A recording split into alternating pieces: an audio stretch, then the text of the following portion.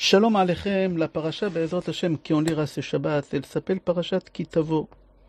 Dans la paracha, on a 6 mitzvot. 3 mitzvot qui sont positives et 3 mitzvot qui sont négatives. Et la première mitzvah dans notre paracha, c'est la mitzvah qu'on l'appelle Bikurim. Bikurim, c'est les prémices. Et dans cette mitzvah, il y a quelque chose qu'on fait, que dans aucune mitzvah dans la Torah, on doit faire cette chose-là.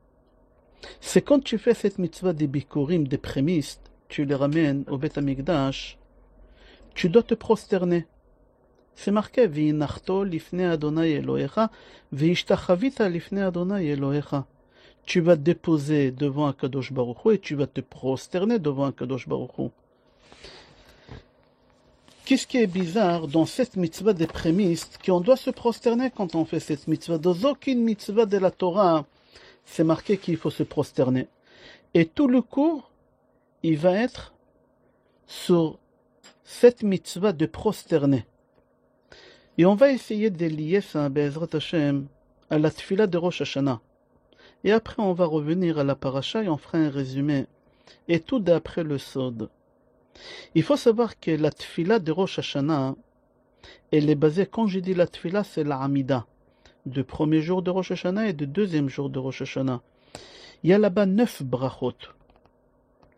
3 brachot, c'est malchuyot, couronnement, on couronne Akadosh Baruch Hu. Les 3 autres brachot, c'est zichronot, souvenir. Et les 3 dernières brachot, c'est shofarot, c'est les sonneries des shofars. Et les 3 brachot des zichronot et des souvenirs, ils sont basés sur le sacrifice d'Yitzhak. Et dans la tefila, on demande à Kadosh Baruch Hu, souviens-toi, cette alliance, le serment que tu as fait à Avraham Avinu quand il était à Har Moria, ויראה לפניו העקדה שעקד אברהם אבינו את יצחק, בנו על גבי המזבח, וכבש רחמיו. ועקדת יצחק לזרעו היום ברחמים תזכור, ברוך אתה אדוני זוכר הברית. Le premier jour et le deuxième jour de Rosh Hashanah, dans la bracha des zichronot et des souvenirs, on demande à Kadosh Baruch Hu qui se souvient du sacrifice d'Yitzhak. Aussi dans les shofarot, les 3 dernières, on demande à Kadosh Baruch Hu qui se souvient du sacrifice d'Yitzhak, comme ça se rapportait dans Gemara Rosh Hashanah, page Zain. Amar Ravavahu, tous les shofarot, ils sont cachés pour sonner à Rosh Hashanah. Mais il est préférable de sonner avec le shofar des béliers, la corne des béliers. Pourquoi? C'est Akadosh Baruch Hu qui répond. Amar Akadosh Baruch Hu dit, Tik'u lefanai beshofar shel Aïl. Sonnez devant moi le jour de Rosh Hashanah avec une corne des béliers. Comme ça, je me souviendrai du sacrifice d'Yitzhak, le fils d'Abraham. Et comme ça, je vais sentir comme si vous venez de faire maintenant le sacrifice à nouveau. Jusqu'ici, c'est la Amida. Maintenant, dans la lecture de la Torah, qu'on lira Be'ezrat Hashem, le deuxième jour de Rosh Hashanah, on va lire la Akeda, le sacrifice d'Yitzhak. Le Beth Yosef dit, encore une raison des choses qu'on fait à Rosh Hashanah pour se rappeler ou pour faire rappeler à Kadosh Baruch Hu le sacrifice d'Yitzhak. À table, veille de Rosh Hashanah, et veille de deuxième jour de Rosh Hashanah, on mange la pomme au miel, on mange la grenade, tout ça c'est des coutumes. Et on a l'habitude de manger aussi la tête des béliers. Et on dit chénier les roches, vélo les anaves. Mais pourquoi tête des béliers? Encore, pour rappeler à Kadosh Baruch Hu le bélier d'Yitzhak. Encore on fait quelque chose à Rosh Hashanah pour rappeler à Kadosh Baruch Hu le sacrifice d'Yitzhak. Après Mincha, le premier jour de Rosh Hashanah, on va y aller devant un lac pour faire tashlich. Et on va dans un endroit, un lac où il y a des poissons. Pourquoi devant un lac? On ne peut pas faire ça à la synagogue? Dans Mishnah Brura, c'est rapporté, voilà la raison pourquoi on doit aller devant un lac. C'est rapporté dans le Midrash, quand Avraham Avinu, il est parti sacrifier Yitzhak, le Satan, il n'a pas voulu qu'Avraham sacrifie Yitzhak. Alors il s'est transformé en fleuve. Et Abraham, quand même, il a traversé le fleuve. Il s'est mis en danger de mort. Et au moment qu'il a failli mourir, que l'eau elle commençait à rentrer par le nez, il n'arrivait plus à respirer. Et Abraham a vu nous dire à Kadosh Baruch Hu, Igo maim ad nafesh. L'eau elle est arrivée jusqu'au nez, je ne peux plus respirer. Et là, Kadosh Baruch Hu, il a crié sur le Satan, et le Satan il est parti. Et Abraham il a pu faire le sacrifice de Yitzhak. C'est-à-dire que pourquoi on fait le jour de Rosh Hashanah Tashlich devant un lac? Pour rappeler encore à Kadosh Baruch Hu, souviens-toi le sacrifice d'Yitzhak. Quand Abraham a vu, il a voulu aller sacrifier Yitzhak, le Satan il s'est transformé en lac, et quand même. On continue, c'est rapporté dans le Zohar à Kadosh, dans Parashat Pinchas. Rabbi Shimon Bar Yochai dit, il faut que tu saches que dans la Torah, partout où tu trouves, que ce soit dans la Torah, dans les Nevi'im, dans les Ketuvim, le mot Hayom, c'est Rosh Hashanah. Maintenant, j'aimerais rentrer un peu plus approfondi d'après le Sod dans le cours. J'aimerais parler à nouveau de la Hamida qui ont fait à Rosh Hashanah le moment le plus solennel. C'est une prière qu'on répète 3 fois par jour dans l'année. Et personne n'y connaît l'importance de cette fila. Ce matin, tu as fait Shachrit, tu as fait cette fila-là. Tout à l'heure, tu vas faire Mincha, tu vas faire cette prière-là. Ce soir, tu vas faire Arvi, tu vas faire cette fila-là. Tu la répètes, cette prière, 3 fois par jour, toute l'année. Et tu ne comprends pas l'importance. Et si à travers ce cours qu'on fera ensemble, tu vas te renforcer, tu vas prendre sur toi quelque chose, grâce à ce cours, on a tout gagné, Be'ezrat Hashem. Et Akadosh Baruch Hu, il va t'inscrire pour la nouvelle année, le Tov et le bien, Be'ezrat Hashem. Cette fila, elle s'appelle Alenu Leshabeach la Adon Hakol. Cette tfila d'Alenu Leshabeach, on l'a dit à la fin de chaque tfila. Chachamim nous disent, et aussi Haï Gaon, il dit, que Alenu Leshabeach, elle est composée en 2 parties. La première partie, c'est Yehoshua bin Nun qui l'a écrit. La deuxième partie, Ve'al Ken Nekavelach, c'est Achan ben Karmi qui l'a écrit. Si tu remarques, la première partie d'Alenu Leshabeach, elle commence par Aïn et elle finit par Dalet. Ça fait Ed, témoin. Et la deuxième partie d'Alenu Al-Ken, elle commence par Aïn et elle finit par Dalet, encore Ed. Parce que d'après la halakha, il faut 2 témoins quand on témoigne sur quelque chose. Et ici, on est en train de témoigner que quoi? Adonai hu Elohim bashamayim mema'al ve'al haaretz mitachat. Et on témoigne aussi dans la première partie, Adonai hu Elohim bashamayim u ba'aretz en od. Puisqu'on est en train de témoigner qu'Akadosh Baruch Hu, c'est lui qui règne dans le monde ici bas et en haut, et personne d'autre. Alors il faut 2 témoins. C'est pour ça qu'il y a Aïn Dalet, Aïn Dalet. Dans le Kolbo, il y a un livre qui s'appelle Kolbo. Il dit quand tu fais Alenu Leshabeach tous les jours, tu dois comprendre qu'est-ce que tu dis. Parce qu'il y a beaucoup de sodot et des sous-entendus. Et ça peut te donner des forces énormes. On va expliquer tout à l'heure. Quand est-ce que Yoshua il a écrit cette prière d'Alenu Leshabeach? C'est quand il a conquis la ville de Jéricho. Et il faut que tu saches, quand tu fais Alenu Leshabeach, tu peux obtenir des choses que jamais tu aurais cru que tu es capable d'obtenir. Si tu arrives à comprendre c'est quoi Alenu Leshabeach, et c'est marqué dans le Kol Boked après le Sod, tout celui qui fait Alenu Leshabeach à la fin de la Tfila, il est sauvé, et il est protégé de tous les malheurs qui peuvent arriver. Mais il faut comprendre qu'est-ce que tu dis. Achida, Rabbi Chaim Yosef David Azoulay, dans son livre Marzik Bracha, il dit, au nom de Haïgaon, que c'est Yoshua qui l'a écrit Alenu Leshabeach, mais ça a été oublié. Et Rabbi Yochanan ben Zakkai, il est revenu, il a instauré ça dans la Tfila, à la fin de la Tfila.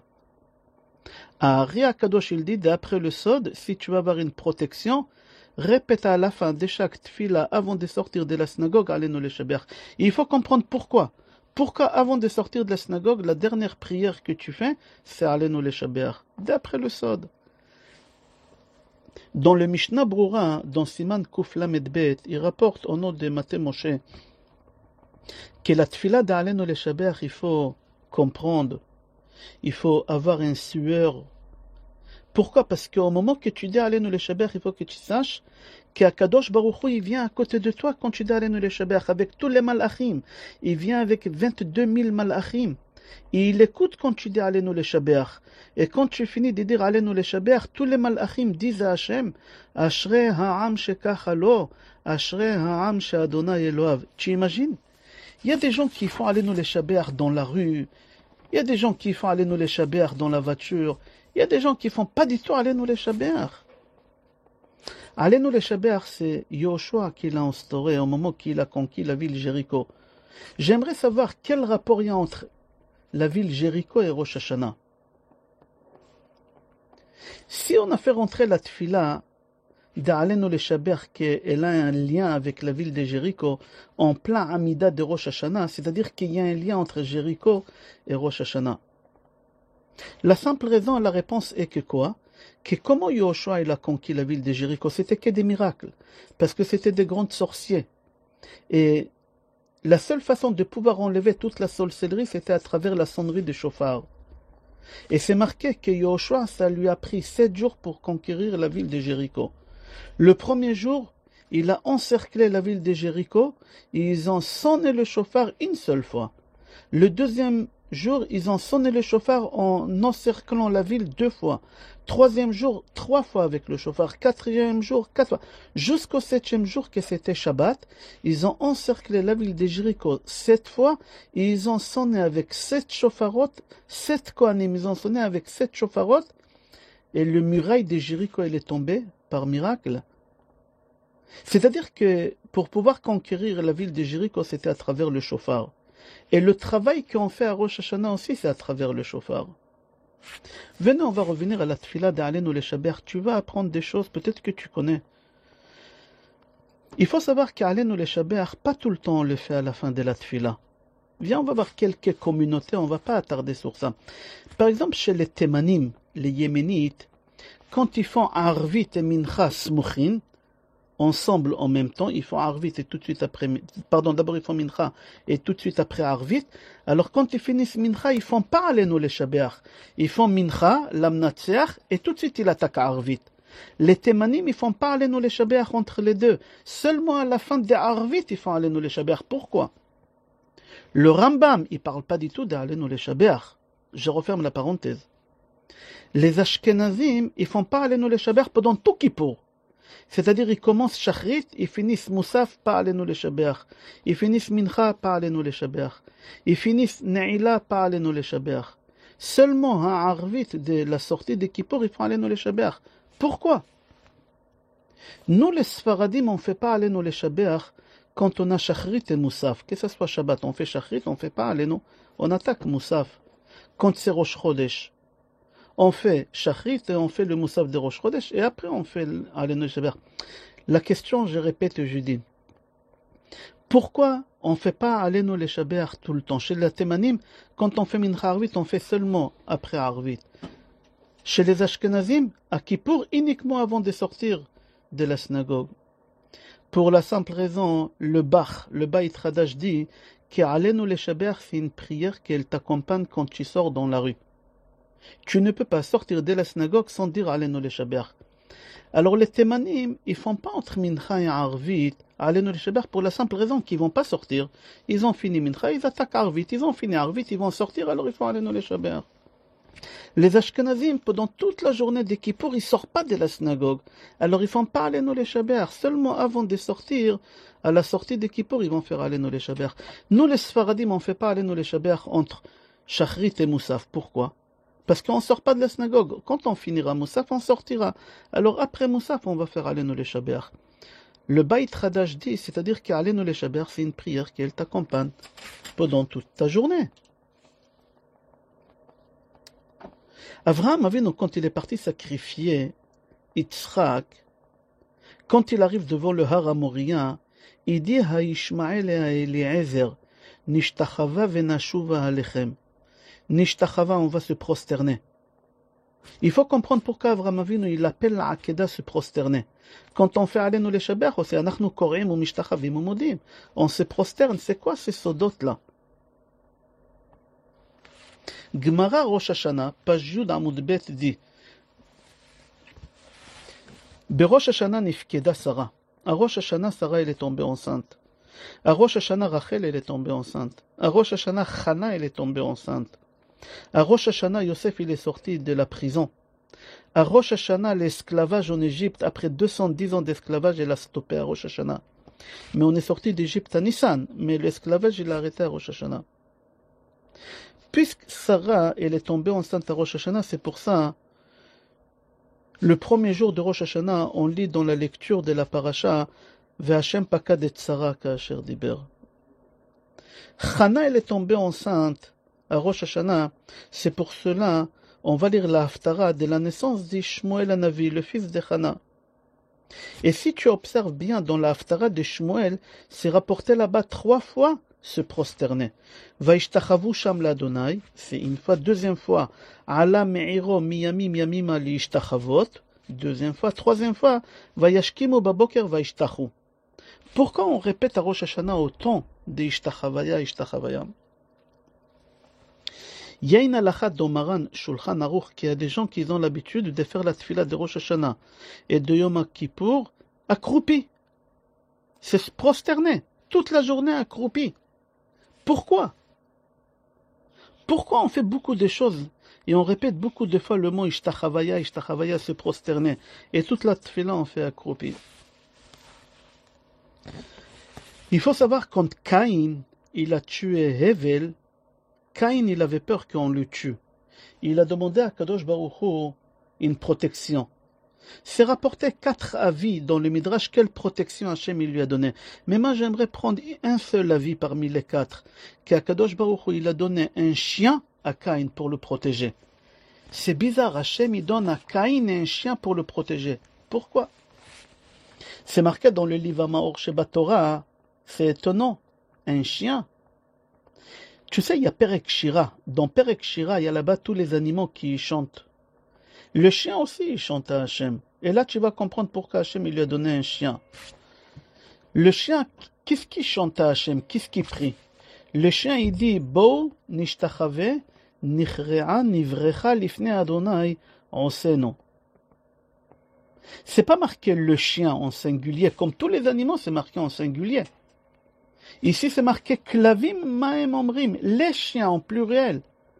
Alors, première question, pourquoi en pluriel les chiens? Deuxième chose, pourquoi le chien, son chant à lui, c'est se prosterner, s'agenouer devant Akadosh Baruch Hu? Je lis, Bohu nishtachava, nichrea nivrecha lifne Adonai oseno. Il faut savoir que quand un chien il aboie, tous les chiens derrière lui ils vont aboyer. Tous. C'est une réparation pour Caïn. Caïn, il n'a pas voulu se prosterner devant Hachem. Hachem, il lui a donné un chien que le chien il va lui apprendre comment se prosterner. Pourquoi? Un chien, tu lui donnes un os. Il va te lécher les pieds toute la journée. Il va se prosterner devant toi. Hachem, il a voulu dire à Caïn, Caïn, je te donnais la moitié du monde à toi, la moitié du monde à ton frère. Tu ne sais pas te prosterner devant moi.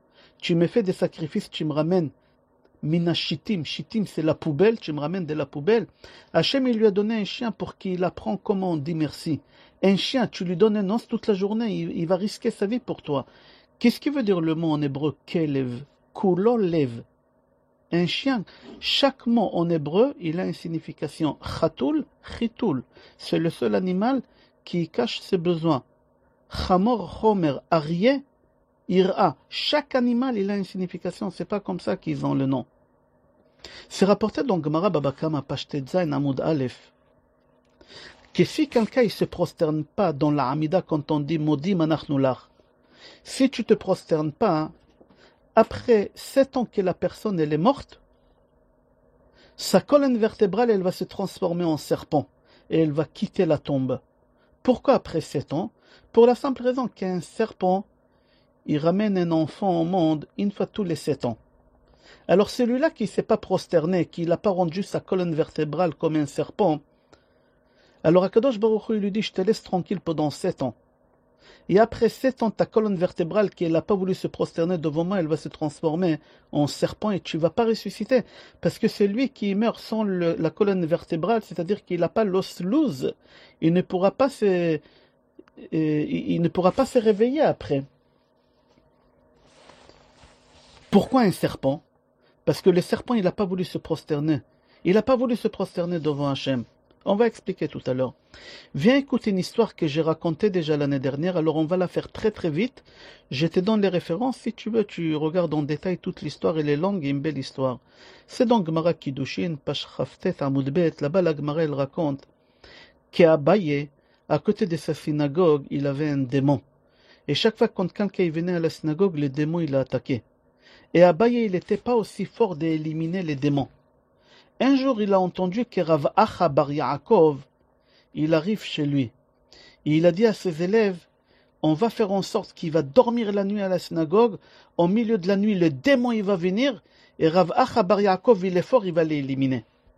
Et c'est exactement ce qui s'est passé. Je raconte en raccourci, il a dormi là-bas. Au milieu de la nuit, le démon, il vient déguisé en serpent à 7 têtes. Rav Acha, il a eu du mal à comprendre comment éliminer ce serpent, mais il a compris la méthode, c'est se prosterner devant les serpents. Chaque fois quand il s'est prosterné devant les serpents, il y a une tête qui est tombée. Il s'est prosterné 7 fois jusqu'à que le serpent il a été éliminé. Il faut savoir que lui il s'appelle Rav Acha Bar Yaakov. Acha, c'est mon frère. Le frère de Yaakov, c'était qui? C'est Esav. Yaakov, il s'est prosterné 7 fois devant Esav. Et il est revenu ici pour faire la réparation parce que Esav, c'est le serpent.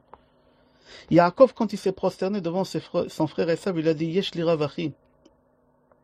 Et Esav, il a dit Yesh li Rav Achi. Et Yaakov, il lui répond Yesh li Rav Achi. C'est quoi Yesh li Rav Achi? Rav Acha, il va venir et il va réparer maintenant qu'est-ce que j'ai fait. Je referme la parenthèse, on reprend le cours. Il faut savoir que tout le travail qu'on fait à Rosh Hashanah, on retourne au premier jour de la création du monde. Rosh Hashanah, c'est un jour de répétition de ce qui s'est passé le 6e jour de la création du monde. Le 6e jour de la création du monde, c'était un vendredi. C'était Rosh Hashanah. Ça, qu'est-ce qu'on dit dans la Tfila? Mireshit kazot odata ou melefanim ota gilita. C'est-à-dire que tout ce qu'on fait à Rosh Hashanah, c'est une réparation à la faute d'Adam Arishon. Si tu regardes chaque chose que tu fais à Rosh Hashanah, tu ne te rends même pas compte, c'est une réparation aux fautes d'Adam Arishon. Parce que Akadosh Baruch Hu, il a créé Adam Arishon vendredi Rosh Hashanah. La première heure, Akadosh Baruch Hu, il a eu l'idée de créer Adam. La deuxième heure, vendredi de Rosh Hashanah, Akadosh Baruch Hu, il a demandé au Malachim. La troisième heure, Akadosh Baruch Hu, il a ramassé la terre de tous les animaux. La quatrième heure, Akadosh Baruch Hu, il a malaxé. La cinquième heure, Akadosh Baruch Hu, il a formé le corps.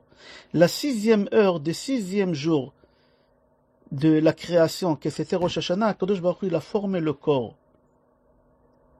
La 7e, il a fait rentrer la Neshama. La 8e, il a fait rentrer au Gan Eden. La 9e, Hachem, il a dit de ne pas manger de l'arbre de la connaissance. La 10e, il a mangé, il a fauté. La 11e, il a passé au tribunal. La 12e, il est sorti gagnant, Yatsa Bedimos. La 13e, il est rentré Shabbat. Akadosh Baruch Hu, il a dit à Adam Arishon, aujourd'hui c'est Rosh Hashanah, comme toi tu as passé devant moi au tribunal céleste et tu es sorti gagnant, tes enfants ils vont te faire un tikkun pendant toutes les générations et eux aussi ils vont sortir Bedimos, gagnant. C'est-à-dire tout ce qu'on fait à Rosh Hashanah c'est pour réparer ce qu'il a fait. Notre père, si on peut dire, Adam Arishon, le premier jour de la création. Comme ça c'est rapporté dans Sefer Torah Traim, c'est sur la Gemara Baba Kama. Qu'on essaye de réparer tout le mal qu'il a fait à Adam Arishon. Adam Arishon, il a fauté. Qu'est-ce qu'Hachem lui a fait? Hachem, il a rapetissé de taille. Adam Arishon, il était grand de taille. C'est marqué aussi dans Gemara Chagiga qu'Akadosh Baruch Hu qui tire komato. C'est marqué aussi dans le Tehillim. Le serpent, il avait des pieds. Hachem, il lui a coupé les pieds. Il faut comprendre qu'est-ce qu'Hachem il fait ici. Il essaie de rapetisser. Et il rapetissait le serpent. Et il rapetissait Adam. C'est une façon de dire, prosterne-toi. Quand je veux que tu te prosternes devant quelqu'un, je t'appuie sur la tête. Prosterne-toi. Et c'est ça qu'est-ce qu'Hachem il a fait au serpent. Le serpent, tu veux pas te prosterner devant moi. Moi j'ai dit de ne pas manger. Toi tu leur dis de manger. tu veux pas te prosterner, je te coupe les pieds. Adam Arishon, tu n'as pas voulu écouter, je t'avais dit de ne pas manger. Akadosh Baruch Hu, il a accroupi, si on peut dire. C'est-à-dire que le tikkun que nous on fait à Rosh Hashanah, Adam Arishon, il n'a pas voulu se prosterner. Alors nous on se prosterne, c'est pour ça Rav Ashi, il a fait rentrer dans la Amida de Rosh Hashanah, Alenu le Shabeach. C'est marqué là-bas, nous korim ou mishtachavim, que nous on se prosterne. Adam Arishon, il n'a pas voulu se prosterner aujourd'hui, il y a 5772 ans. On est en 5772 ou 82, je ne me rappelle pas. 5782. Pardon, 5782 ans, Adam Arishon, il n'a pas voulu se prosterner. Il n'a pas voulu se prosterner.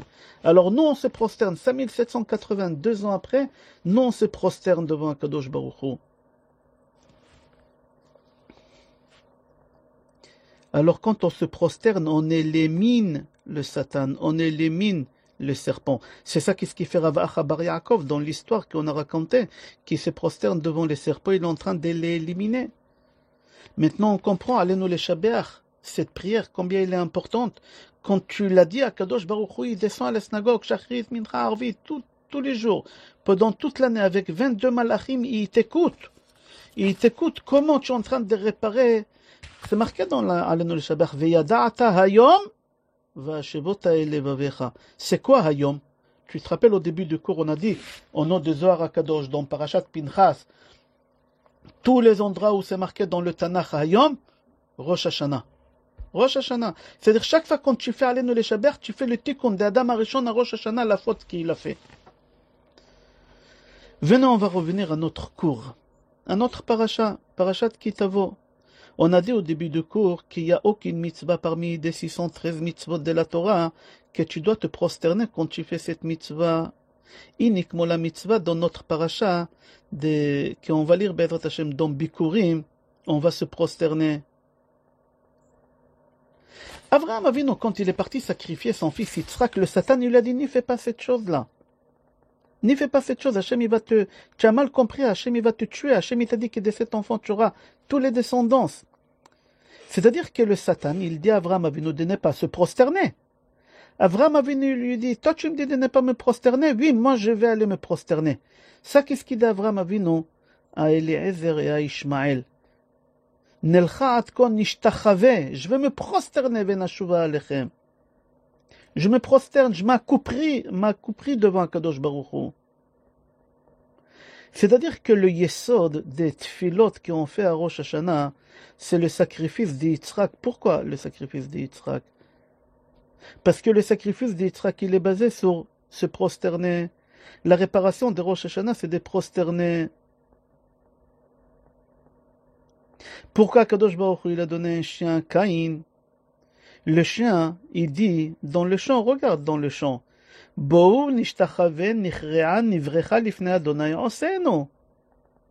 Parce que le chien, il dit ce pasouk, parce que le Yetzer Hara, il lui dit, aboie. Et lui, il veut pas aboyer. Quand on est sorti d'Égypte, Kadosh Baruch Hu, il a dit au chien, ou lechol bnei Israël, lo yachratz kelev leshono, que les chiens ils vont pas aboyer. Et le chien il a envie d'aboyer. Pourquoi? Parce qu'il faut savoir, c'est marqué dans Gemara Baba Kama, partout où il y a l'ange de la mort, les chiens ils aboient. Et là, Kadosh Baruch Hu, il tuait tous les Égyptiens. Le chien il avait une envie mais il n'a pas aboyé.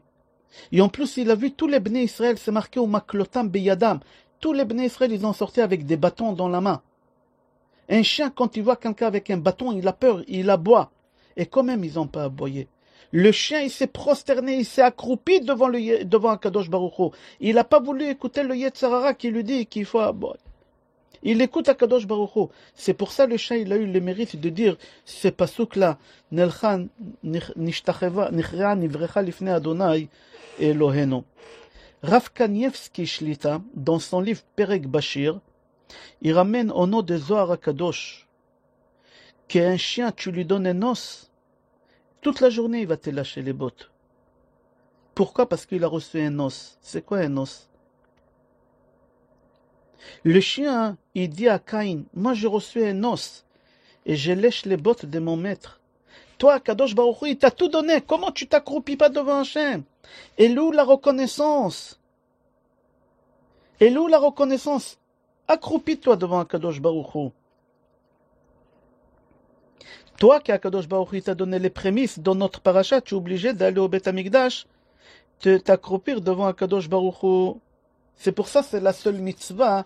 Dans tous les mitzvot de la Torah, c'est marqué Nichrea, Nivrecha, Nishtachava, Lifne Adonai Elohenu. La première personne au monde qui l'a ramené des prémices, c'était qui? C'était Caïn. C'est marqué. Vayave Caïn mi peri Adama. Targum Yonathan ben Ozel, il dit, les premiers prémices de la création, c'est Caïn qui l'a ramené. Et comment ça se fait que Caïn il a tué Abel? Pour la simple raison que Caïn il a ramené des prémices, mais après qu'il s'est servi lui des prémices. Les restes des prémices il l'a ramené, c'est-à-dire, c'est marqué là-bas, Zevel, Minashitim, il a ramené de la poubelle. Les restes. C'est marqué dans le Midrash, Mina Garoua. Il a mangé les premières et les restes des premières, il a ramené à Kadosh Baruch Hu. C'est-à-dire, la première personne qui l'a ramené les prémices à Hachem, c'était Caïn. Evel, son frère, il a appris de lui. Mais Evel, il n'a pas pu ramener des fruits de la terre parce que ils ont partagé le monde entre eux. Caïn, il a pris tout ce qui est immobile, je crois en français, ça se dit. Immobile, la terre. Tout ce qui ne bouge pas. Hevel, il a pris tout ce qui est métal tiline, tout ce qui bouge. Alors, Hevel, il n'avait pas la terre pour avoir des fruits. Mais qu'est-ce qu'il a ramené? Hevel, il a ramené des prémices de ces animaux. Mi bechorot sono. C'est mobile. Mais il a ramené les meilleurs. Ramener des prémices, Caïn, il a ramené. Mais il a ramené des pires. Après que Caïn, il a ramené la poubelle, Akadosh Baruch Hu, il lui a donné un chien. Un chien, il va t'apprendre comment on se prosterne devant Akadosh Baruch Hu. Aujourd'hui, Be'ezrat Hashem, on est en 5781, on va rentrer dans l'année 5782. C'est marqué dans la mitzvah des Bikurim, dans notre paracha. C'est rapporté dans le Midrash que quand on ramenait les sacrifices au Beth Amikdash, dans la Hazara, on s'arrêtait et on disait des choses. Sur aucune mitzvah de la Torah, on dit quelque chose quand on fait la mitzvah. Deuxième chose, il fallait se prosterner. Sur aucune mitzvah de la Torah, tu te prosternes. Troisième chose que tu faisais, tu menaçais à Kadosh Baruch Hu. Tu disais à Hachem, je ne sors pas d'ici tant que tu ne me garantis pas que je vivrai cette année en bonne santé et une bonne parnassa. Et à Kadosh Baruch Hu, il te répondait, quand tu ramenais les sacrifices, que ça sera ainsi l'année prochaine, Be'ezrat Hashem. Akadosh Baruch Hu te garantissait encore une année de vie, de santé et de parnassa. Pourquoi? Parce que tu te prosternais devant Hashem. Parce que tu as dit merci à Hashem.